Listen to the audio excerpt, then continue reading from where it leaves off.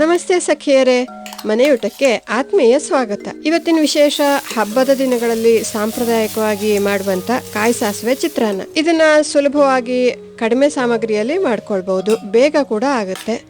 ಇದನ್ನ ಮಾಡ್ಕೊಳ್ಳೋದಕ್ಕೆ ಬೇಕಾದಂತ ಸಾಮಗ್ರಿಗಳು: ಉದುರುದ್ರಾದ ಅನ್ನ ಮಾಡಿ ತಟ್ಟೆಯಲ್ಲಿ ಆರ್ ಹಾಕೊಂಡಿರೋದು, ಅರ್ಧ ಬಟ್ಲು ಹಸಿ ಕಾಯಿ ತುರಿ, 1 ಚಮಚ ಉದ್ದಿನ ಬೇಳೆ, 1 ಚಮಚ ಕಡಲೆಬೇಳೆ, 1 ಚಮಚ ಸಾಸಿವೆ, 2 ಚಮಚದಷ್ಟು ಕಡಲೆಕಾಯಿ ಬೀಜ ಅಥವಾ ಶೇಂಗಾ, 4ರಿಂದ 5 ಬ್ಯಾಡಗಿ ಮೆಣಸಿನಕಾಯಿ, ರುಚಿಗೆ ತಕ್ಕಷ್ಟು ಉಪ್ಪು, 2 ಚಮಚದಷ್ಟು ಹುಣಸೆ ರಸ, ಸ್ವಲ್ಪ ಕರಿಬೇವು, 2 ಹಸಿರು ಮೆಣಸು, 1/4 ಚಮಚ ಅರಿಶಿನ, ಸ್ವಲ್ಪ ಇಂಗು, ಒಗ್ಗರಣೆಗೆ ಎಣ್ಣೆ. ಇಷ್ಟಿದ್ರೆ ಸಾಕು. ಮಾಡೋದು ಹೇಗೆ ಅಂತ ಮುಂದೆ ನೋಡೋಣ.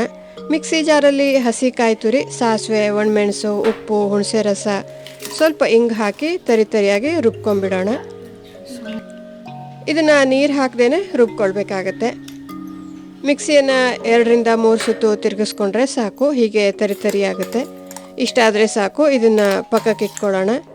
ಬಾಣಲೆಯಲ್ಲಿ 4ರಿಂದ 5 ಚಮಚ ಎಣ್ಣೆ ಹಾಕಿ ಬಿಸಿ ಮಾಡ್ಕೊಳ್ಳೋಣ. ಇದು ಗಾಣದಲ್ಲಿ ತಯಾರಿಸಿದ ಕಡಲೆಕಾಯಿ ಎಣ್ಣೆ.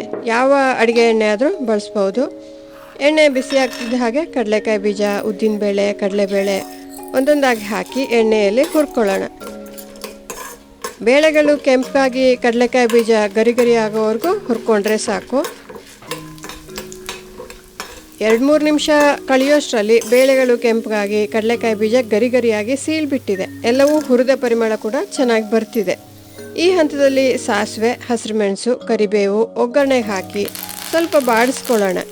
ಇದಕ್ಕೆ ಹಸಿರು ಮೆಣಸು ಹಾಕಲೇಬೇಕು ಅಂತಿಲ್ಲ, ಬೇಡ ಅಂದರೆ ಹಾಕದೇ ಇರ್ಬೋದು. ಚೆನ್ನಾಗಿ ಬಾಡಿಸ್ಕೊಂಡ ನಂತರ ಅರಿಶಿನ, ಸ್ವಲ್ಪ ಇಂಗು ಸೇರಿಸಿ ಒಗ್ಗರಣೆಯಲ್ಲಿ ಬೆಚ್ಚಗೆ ಮಾಡ್ಕೊಳ್ಳೋಣ.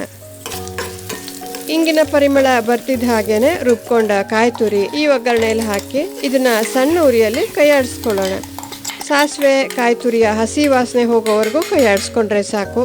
ಇಲ್ಲಿ ನಾನು ಈ ಗೊಜ್ಜಿಗೆ ಬೆಲ್ಲವನ್ನು ಹಾಕಿಲ್ಲ. ಸಾಮಾನ್ಯವಾಗಿ ಕಾಯಿ ಸಾಸಿವೆ ಒಣಮೆಣಸು ರುಬ್ಕೊಳ್ಳುವಾಗ ಸ್ವಲ್ಪ ಬೆಲ್ಲ ಹಾಕಿ ರುಬ್ಕೊಳ್ತಾರೆ. ನನಗೆ ಹೀಗೆ ಮಾಡಿದ್ರೆ ರುಚಿ ಜಾಸ್ತಿ ಅನ್ಸುತ್ತೆ, ಹಾಗಾಗಿ ನಾನು ಬೆಲ್ಲ ಹಾಕಿಲ್ಲ. ನಿಮ್ಗೆ ಬೆಲ್ಲ ಬೇಕು ಅನ್ಸಿದ್ರೆ ಅರ್ಧ ಚಮಚದಷ್ಟು ನಿಮ್ಮ ಸಿಹಿ ಸ್ವಾದಕ್ಕೆ ಅನುಸಾರವಾಗಿ ಬೆಲ್ಲ ಹಾಕೊಳ್ಬಹುದು. ಈ ಒಗ್ಗರಣೆ ಮಾಡ್ಕೊಳ್ಳುವಾಗ ಬೇಕಿದ್ರು ಬೆಲ್ಲ ಹಾಕೊಂಡು ಕೈಯಾಡಿಸ್ಕೊಳ್ಬಹುದು. ಇದರಿಂದ ರುಚಿ ಅಥವಾ ಪರಿಮಳ ಯಾವುದ್ರಲ್ಲೂ ಏನೂ ವ್ಯತ್ಯಾಸ ಆಗೋದಿಲ್ಲ. 3ರಿಂದ 4 ನಿಮಿಷ ಸಣ್ಣ ಉರಿಯಲ್ಲಿ ಕೈಯಾಡಿಸ್ಕೊಂಡ್ರೆ ಸಾಕು. ಈ ರೀತಿ ಕಾಯಿ ಮತ್ತೆ ಸಾಸಿವೆ ಎಲ್ಲ ಹುರಿದು ಅದರಲ್ಲಿರುವಂತ ಹಸಿ ವಾಸನೆ ಹೋಗಿ ಉದುರಾಗುತ್ತೆ. ಇಷ್ಟ ಮಾಡ್ಕೊಂಡ್ರೆ ಈ ಕಾಯಿ ಸಾಸಿವೆ ಗೊಜ್ಜು ತಯಾರಾಗೇ ಬಿಡ್ತು. ಅನ್ನಕ್ಕೆ ಸೇರಿಸಿ ಕಲಸಿದ್ರೆ ಆಯ್ತು. ನಾವು ಕಾಯಿ ತುರಿ ರುಬ್ಕೊಳ್ಳುವಾಗ ಸ್ವಲ್ಪ ಉಪ್ಪು ಹಾಕಿದ್ವಿ. ಈಗ ಅನ್ನ ಹಾಕೊಂಡು ಕಲ್ಸ್ಕೊಳ್ಳುವಾಗ ಅನ್ನ ಎಷ್ಟಿದೆ ಅಂತ ನೋಡಿ ಅದಕ್ಕೆ ತಕ್ಕ ಹಾಗೆ ಉಪ್ಪನ್ನ ಹಾಕೊಳ್ಬೇಕಾಗತ್ತೆ. ಗೊಜ್ಜು ಅನ್ನಕ್ಕೆ ಚೆನ್ನಾಗಿ ಹೊಂದ್ಕೊಳ್ಳೋ ಹಾಗೆ ಕಲ್ಸ್ಕೊಳ್ಳೋಣ. ಇದನ್ನ ಕಲಸುವಾಗ ಚಮಚಕ್ಕಿಂತ ಕೈಯಲ್ಲಿ ಕಲಸಿದ್ರೆ ಬೇಗ ಆಗುತ್ತೆ. ಮತ್ತೆ ಗೊಜ್ಜು ಅನ್ನ ಎರಡೂ ಕೂಡ ಚೆನ್ನಾಗಿ ಒಂದಕ್ಕೊಂದು ಹೊಂದ್ಕೊಳ್ಳುತ್ತೆ. ಇದನ್ನ ವಿಶೇಷವಾಗಿ ಹಬ್ಬದ ದಿನಗಳಲ್ಲಿ ಅಲ್ಲದೆ ಬೇರೆ ಬೇರೆ ದಿನಗಳಲ್ಲೂ ತಿಂಡಿಗೆ ಮಾಡ್ಕೊಳ್ಬಹುದು. ಸುಲಭ ಕೂಡ, ಬೇಗ ಆಗುತ್ತೆ, ರುಚಿಯಾಗೂ ಇರುತ್ತೆ. ಈ ರೀತಿ ಕಲ್ಸ್ಕೊಂಡ್ರೆ ಕಾಯಿ ಸಾಸಿವೆ ಚಿತ್ರಾನ್ನ ತಯಾರಾಯ್ತು. ಹಬ್ಬದ ಗಡಿಬಿಡಿಯಲ್ಲಿ ಬೇಗ ಆಗುವಂಥದ್ದು ಇದು. ಹಾಗಿದ್ರೆ ಇಷ್ಟು ಸುಲಭವಾಗಿ ಮಾಡ್ಕೊಳ್ಬಹುದಾದ ಕಾಯಿ ಸಾಸಿವೆ ಚಿತ್ರಾನ್ನ ಈ ವಿಧಾನದಲ್ಲಿ ನೀವು ಕೂಡ ಮಾಡ್ಕೊಂಡು ರುಚಿ ನೋಡಿ ನಿಮ್ಮ ಅನುಭವ ಮತ್ತೆ ಅಭಿಪ್ರಾಯವನ್ನ ನಮಗೆ ತಿಳಿಸ್ತೀರಲ್ಲ.